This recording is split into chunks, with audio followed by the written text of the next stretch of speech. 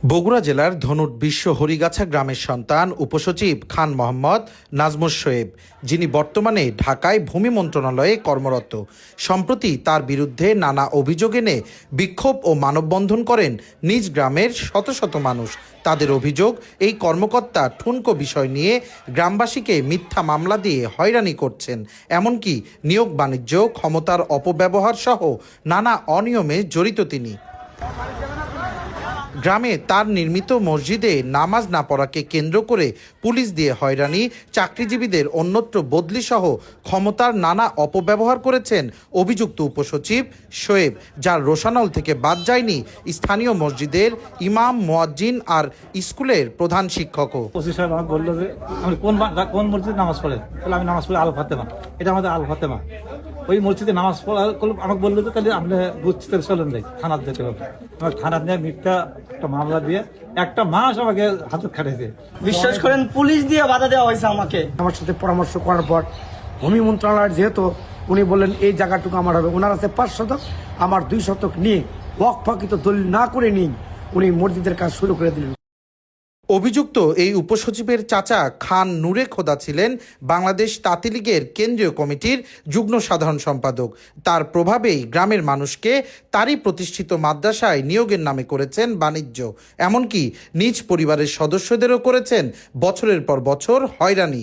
কৃষক ঘরের সন্তান হয়েও নামে বেনামে গড়েছেন অঢেল সম্পদ। মসজিদে যাতে নামাজ পড়তে পারে বা পড়ে বাধ্য করার জন্য প্রত্যেকটা মানুষের বিরুদ্ধে মিথ্যা মামলা এবং হয়রানিমূলক আচরণ এবং তখনকার সময়কার সরকারি দলের নেতাকর্মীদের মাধ্যমে আমাদের উপর খুবই অত্যাচার করে। আমার আপন চাচাতো ভাই, সে ক্ষমতার দাপট দেখিয়ে আমাদের বাড়ি ঘরদর সমস্ত কিছু বেদখল করেছে। বিভিন্ন থানা হামলা মামলা এগুলো দিয়ে আমাদেরকে হ্যাস্তন্যস্ত করছে।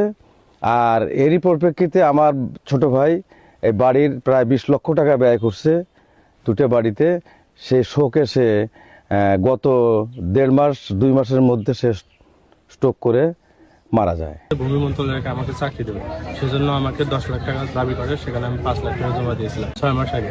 কিন্তু পরবর্তীতে আমাকে টাকাটাও ফেরত দেয়নি, চাকরিও দেয়নি। 1.5 লাখ টাকা নিছে 2008 সালে এই মাদ্রাসায় চাকরি দেওয়ার জন্য। পরে জানতে পারলাম যে আমার জায়গায় আরো 4 জনকে নিয়েছে। তার রোশানলে পড়েন বগুড়ার শ্রেষ্ঠ শিক্ষকের গৌরব অর্জন করা এমরুল কায়েস খান। তাকে বদলি করে দেয়া হয় অন্যত্র। এ শিক্ষককে পুনরায় বিশ্ব হরিগাছা প্রাথমিক বিদ্যালয়ে পুনর্বহাল সহ অভিযুক্ত উপসচিবের দৃষ্টান্তমূলক শাস্তির দাবি জানান গ্রামবাসী। উনি তৎকালীন ওনার চাচা কেন্দ্রীয় তাঁতি লীগের সম্পাদক ওবায়দুল কাদেরের সাথে ভালো সম্পর্ক, ওনার মাধ্যম দিয়ে আওয়ামী দোসর সেজে তিনি আমার বিরুদ্ধে বিভিন্ন অভিযোগ দিয়ে যখন প্রমাণিত না হলো, তিনি তখন ওনাদের অনুরোধ করে ওনাদের টাকার মাধ্যমে দুর্নীতি করে দিয়ে উনি লক্ষ টাকা উপার্জন করেছেন। সেখান থেকে কিছু অংশ দিয়ে আমার বিরুদ্ধে একটা চিঠি দায়ের করলেন। কয়েকদিনের মধ্যেই আমার একটা চিঠি এসলো প্রমাণিত না হওয়ার পরেও, যে আপনাকে এই নির্বাহী আদেশে প্রশাসনিক কারণে এই বিদ্যালয় থেকে আপনাকে দূরবর্তী কোনো বিদ্যালয়ে প্রশাসনিক বদলি করা হলো। উপজেলার মধ্যে অন্যতম সেরা স্কুলে পরিণত করেছেন যিনি, সেই জনাব ইমরুল কায়েস খানকে আমি বিশ্ব হরিগাছা স্কুলে পুনর্বহালের জন্য জোর দাবি জানাচ্ছি। যদিও তার বিরুদ্ধে আনা সব অভিযোগ মিথ্যা ও ভিত্তিহীন দাবি করে গ্রামবাসীকেই চাঁদাবাজ বলেছেন অভিযুক্ত এই উপসচিব। মানে প্রতিহিংসা বশত আমার বিরুদ্ধে একটা মিথ্যা অপবাদ আর কি, চাঁদাবাজ এলাকার। আমার অপরাধ তো আমি কেন প্রশাসনকে চাকরি করি? এই কারণে তারা আমাকে হিংসা করে। প্রধান উপদেষ্টার কার্যালয়, জনপ্রশাসন মন্ত্রণালয় ও বগুড়া জেলা প্রশাসকের কার্যালয় সহ বিভিন্ন দপ্তরে তার বিরুদ্ধে অভিযোগ এনে দ্রুত ন্যায় বিচার দাবি জানিয়েছেন ভুক্তভোগীরা। সঞ্জু রায়, দেশ টিভি, বগুড়া।